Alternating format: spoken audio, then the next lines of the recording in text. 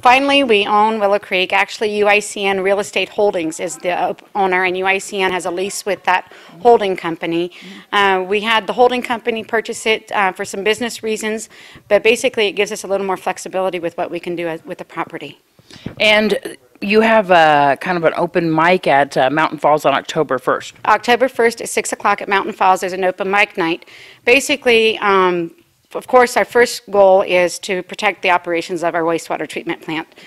Second of all, we're going in and we're going to remediate the property of the hazards left by the former owner.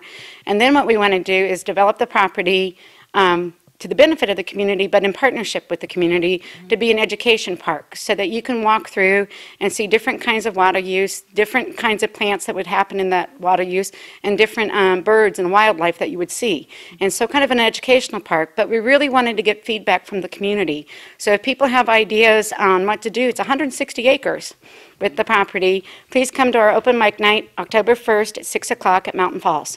You've got some kind of different ideas from different groups, and they were also thinking about just taking different areas for those groups and using it for themselves. I think there's all kinds of ideas with 160 acres. Right now, we've had a couple partners step up to the plate. One's the Audubon Society, and we've entered into a memorandum of understanding with them. They're very excited about the idea of this education park. Also, Pahrump Valley Disposal has offered to take all the dead trees and chip them for us and store that chipped wood for us until we can create these water consumption areas so that we can use that chip as mulch. So a couple partners have already stepped up to the plate. We're really excited to work with the community on this. By the end of the year, you guys are kind of anticipating having the remediation done and getting everything as well fixed and up to date and safe for this to begin. Obviously, this is going to be a phased project. So the first phase we took to the Public Utilities Commission and to the Nevada Division of Environmental Protection and got an approval from them to go through and remediate the hazards on the property, which are the dead trees, the dust, the weeds.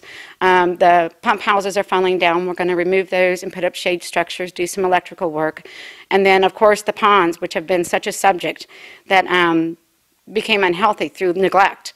And so the receiving pond, we're going to clean it up, reshape it a little bit, and then we're going to build a second receiving pond.